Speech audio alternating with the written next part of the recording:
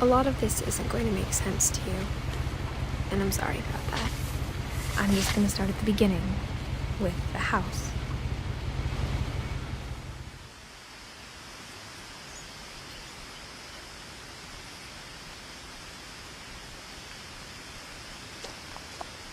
Someone had put up a chain-link fence, but it looked like I wasn't the first person to hop it.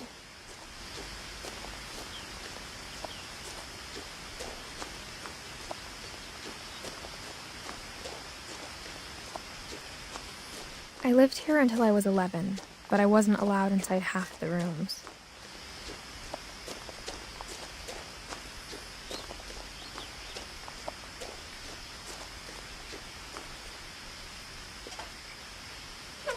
Inside the mailbox were bills from 7 years ago, marked urgent, open immediately.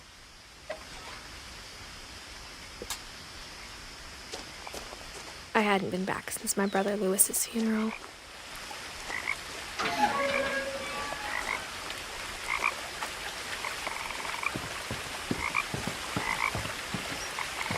In her will, my mother left me a key, but didn't tell me what it unlocked. Maybe she thought I'd know, or she thought that the mystery would be enough to bring me back.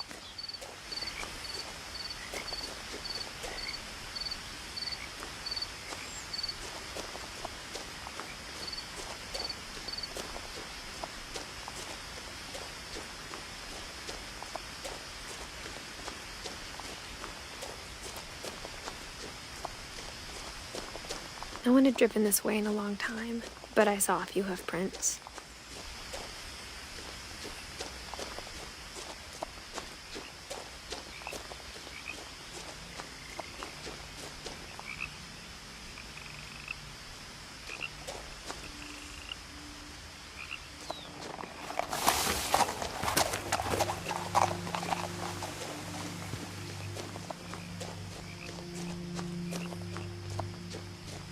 The truth is, even after I inherited the house, I never thought I'd come back to it. But now I had questions about my family that only the house knew the answers to.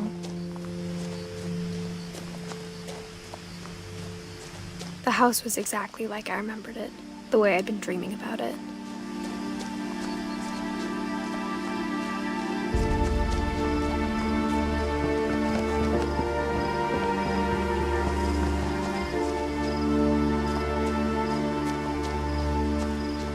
I asked Edith once about the dragon in the pond. She said it had killed her husband. I was 6. It seemed like an odd joke to me, even then.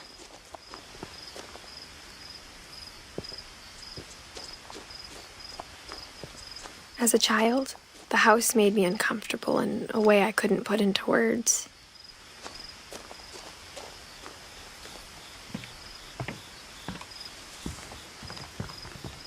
Now, as a 17-year-old, I knew exactly what those words were. I was afraid of the house.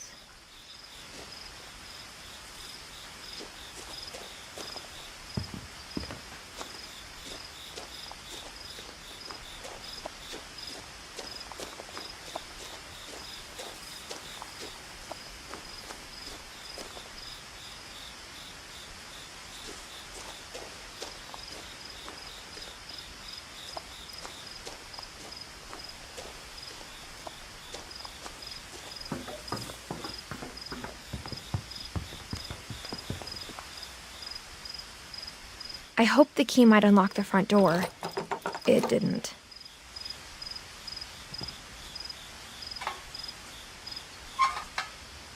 Looking in, I felt like the house itself had been waiting for me.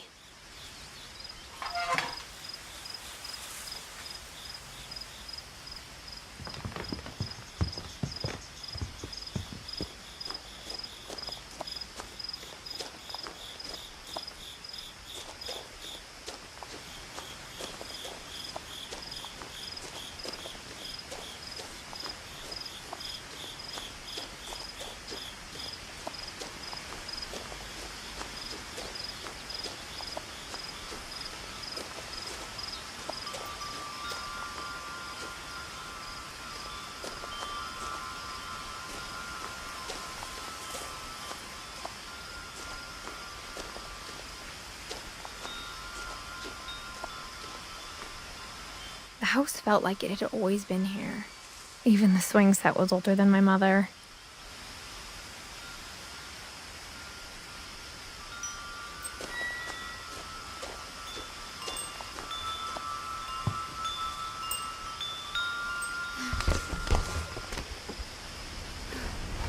Crawling through the doggy door used to be a lot easier when I was 11.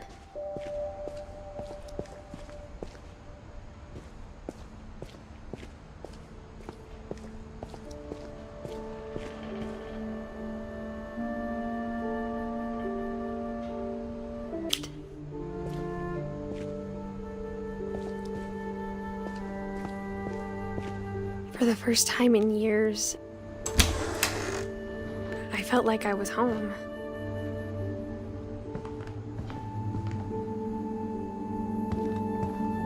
But instead of a family, there were just memories of one.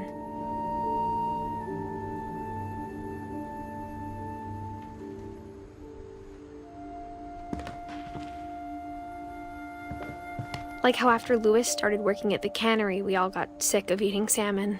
Except our cat, Molly. Or how only one restaurant would deliver to our house, so we had Chinese a lot.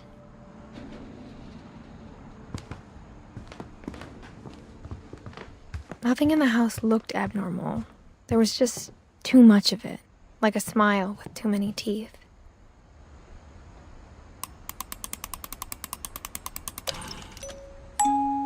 Great-Grandpa Sven built a music box for Barbara, along with the rest of the house. Mom always told me to stay out of the basement, so I wasn't too surprised when the key didn't fit.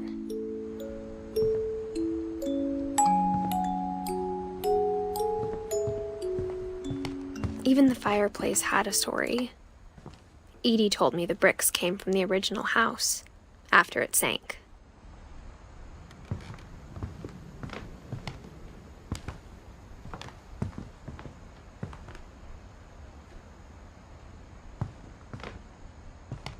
The table was still a wreck from the night we left. My mom was the only one of us who could imagine Great-Grandma Edie living in a nursing home.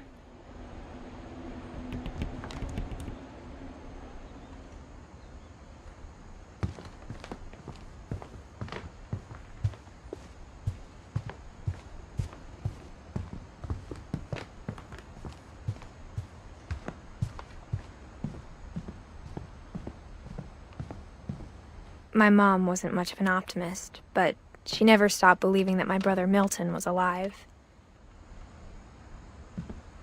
A lot of things got left behind in the whirlwind of that last night.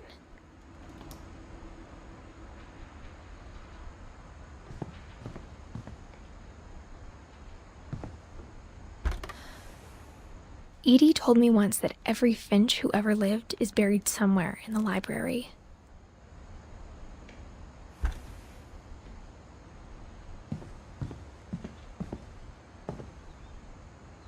After Milton disappeared, Mom sealed up all the bedrooms. Then Edie retaliated and drilled peepholes.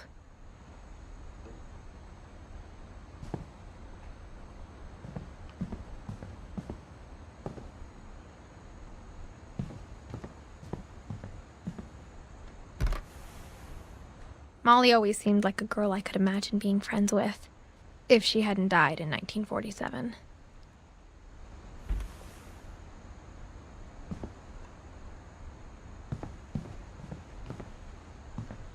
I spent a lot of time playing in Great Uncle Walter's room. I think my mom sometimes regretted not sealing it up. Louis told me there were secret passages, but I never believed him.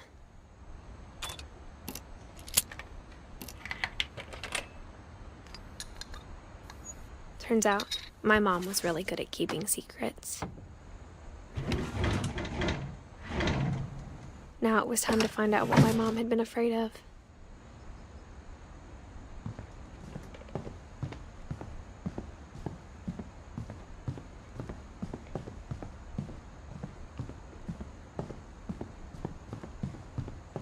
Edie's father, Odin, built the original house.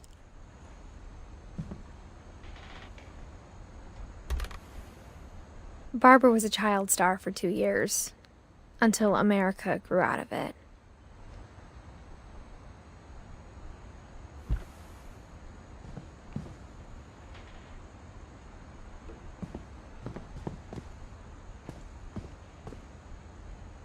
Mom must have locked the third-floor stairs on the night we left.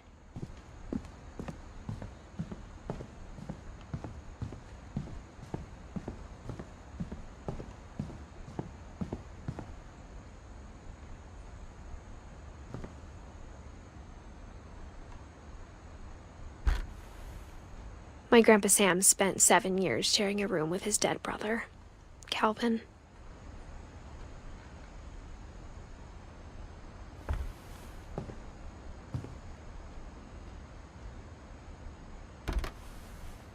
As a kid, I just assumed every house had peepholes and sealed rooms you weren't allowed inside of.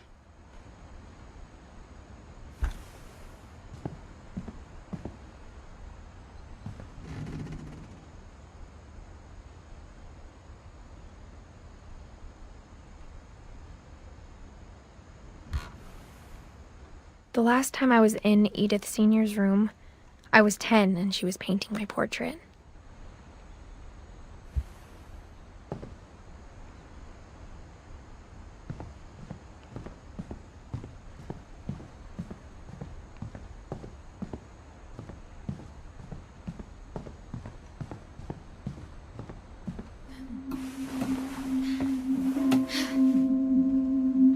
From the paintings on the wall, it was clear my brother Milton had been here before me.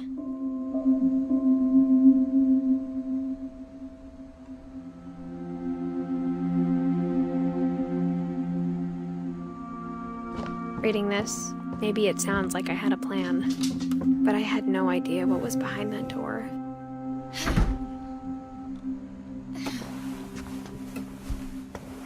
Just like I had no idea where all this was gonna lead.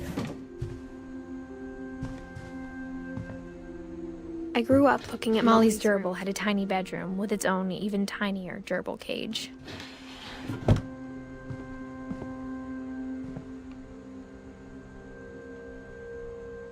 Being inside for the first time, I felt like I'd stepped behind a painting.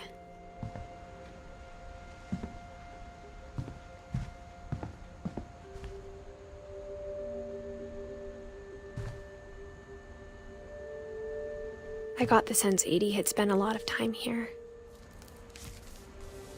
December 13th, 1947. Dear Diary, I'll be gone soon, but I wanted to tell somebody about what's gonna happen. It started when Mom sent me to bed without dinner. I woke up and I was starving, so I looked around for something to eat.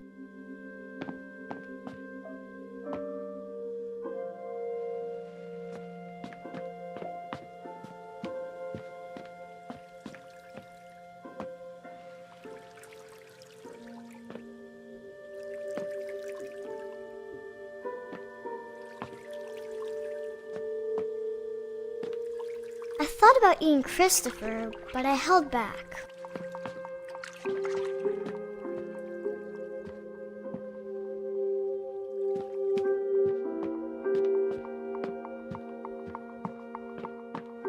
The gerbil food was dry, but I didn't mind it.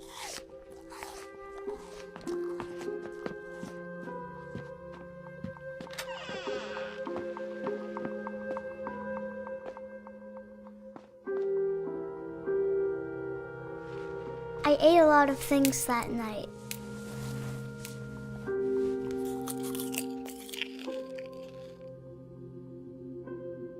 I kept eating and eating.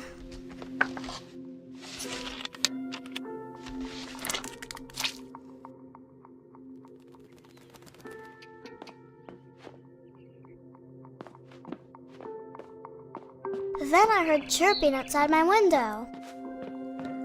It was a barn swallow going back to her nest. I reached out for her.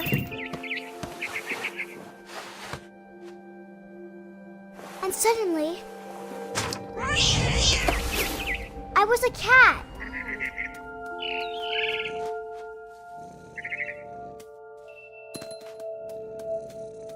I tried to be quiet, but the bird was really scared.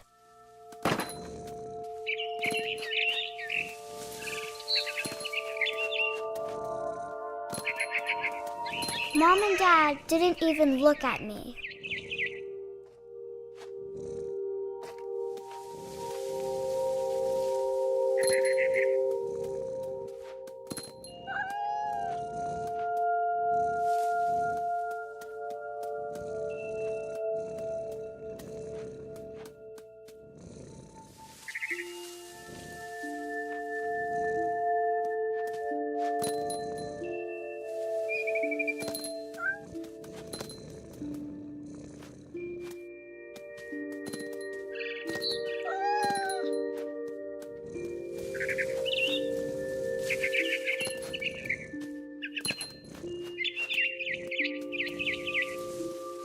I jumped and I almost got her.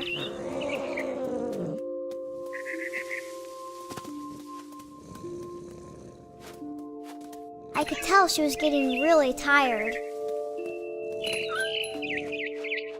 Now I was up in the big tree. I promised Dad I wouldn't climb it anymore. All I cared about was eating that mama bird. I gobbled her up. And suddenly, I was an owl. First, all I heard was the wind. Then I heard little teeth nibbling in the grass.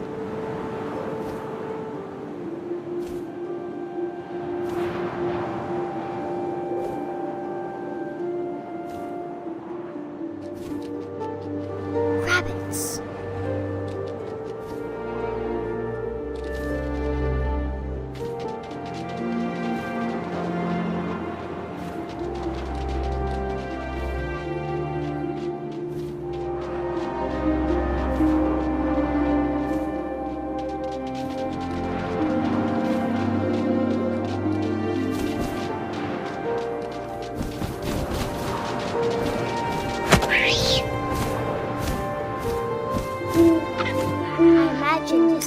Looking up and seeing mine through my talons.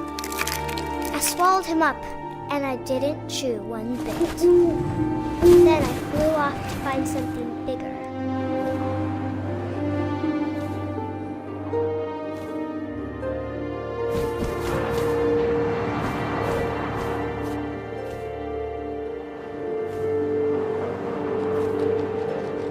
A mama rabbit.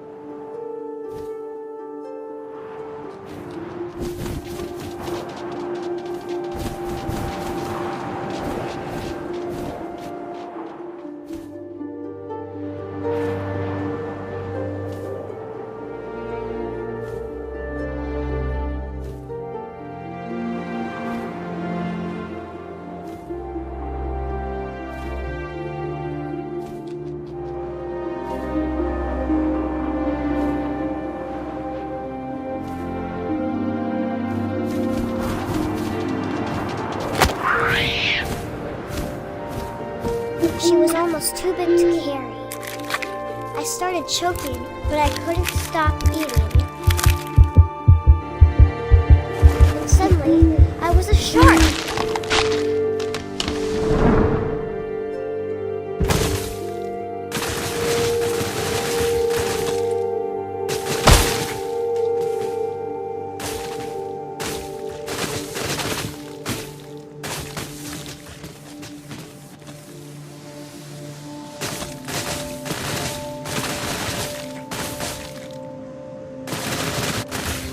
I rolled off a cliff and into the ocean.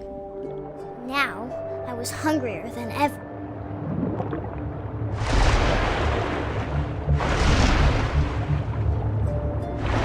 I wanted fat, juicy seals.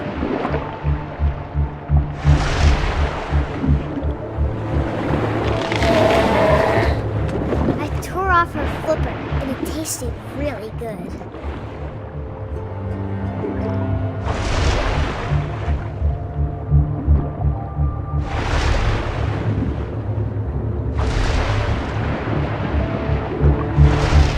Tight. When I was so hungry, I jumped out of the water. When I opened my eyes, everything had changed.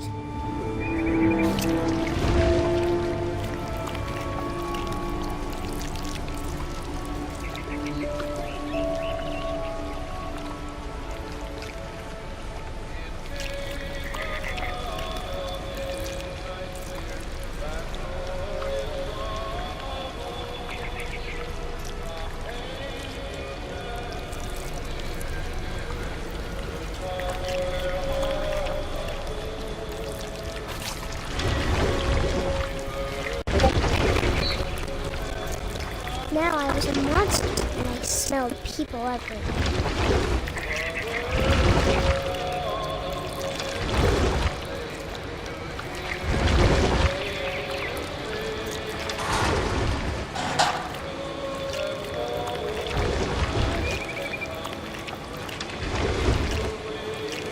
I was big, but I moved real quiet.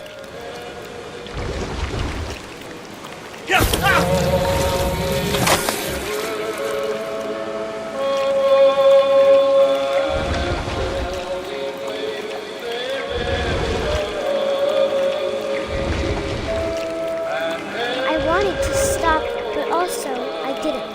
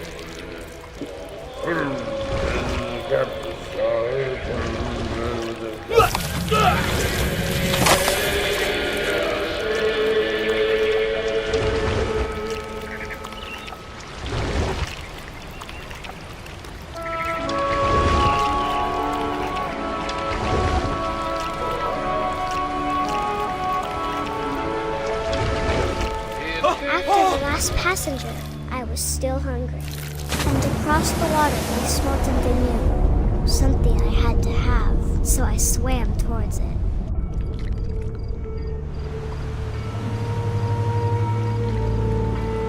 I slithered onto the sand, and the good smell went into an old pipe.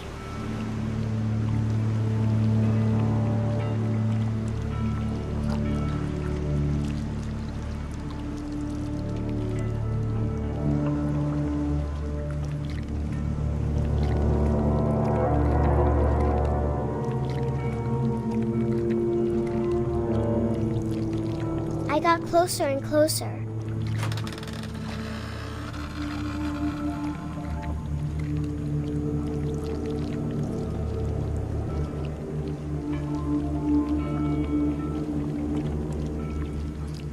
All of my stomach started growling. And suddenly, I was me again. I held my breath for a long time, but I couldn't hear anything. I think it's waiting for me to fall asleep.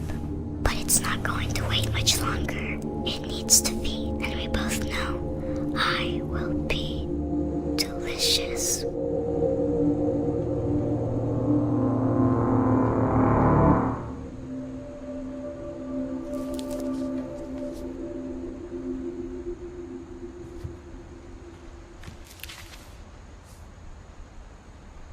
I'm not sure if I believed all of that, but I'm sure Edie would have.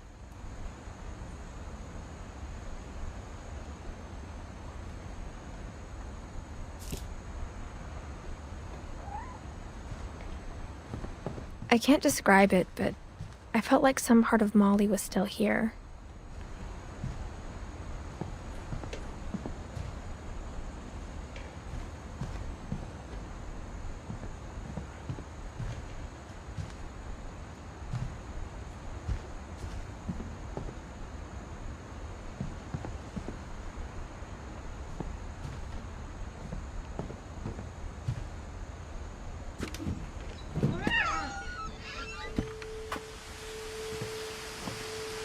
This will be obvious later, but my mom never told me any of these stories.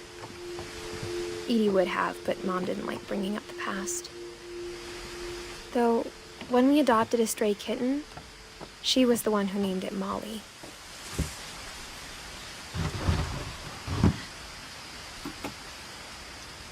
I spent a lot of time in Great-Grandma Edie's room. Her room was like a museum.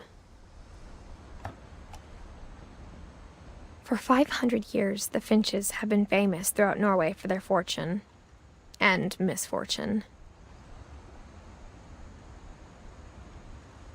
Odin Finch buries the latest victims of the family curse, his wife Ingeborg and their newborn son, Johan. On January 7th, 1937, he set sail with his family and his house, hoping to leave the curse behind. But 40-foot waves off the coast of Washington send the house and Odin to the bottom. Odin's daughter Edith, with husband Sven and baby Molly, step ashore on their new home, Orcas Island. Odin Finch is the first to be buried in the new family cemetery. His daughter Edie is already dreaming of a new Finch house.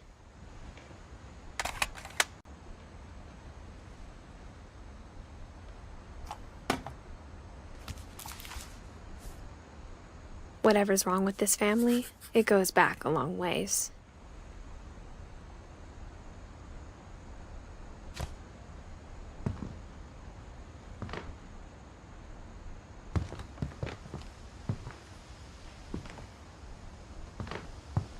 Edie knit me a new pair of gloves every year, just in time to replace the old ones. Louis died a week before we left, but Edie had already started to memorialize him.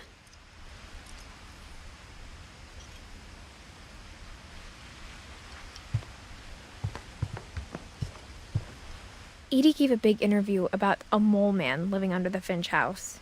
My mom was furious. I hadn't thought of myself as Edith Jr. for a long, long time. When Edie told people Sven was killed by a dragon, she could also have said he was building a dragon-shaped slide that collapsed. She could have, but she didn't.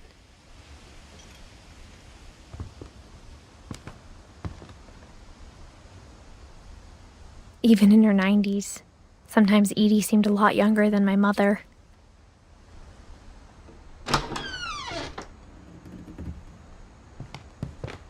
The only trace Grandpa Sam's first wife, Kay, left on the house was the pink bathroom. It was a pretty big trace.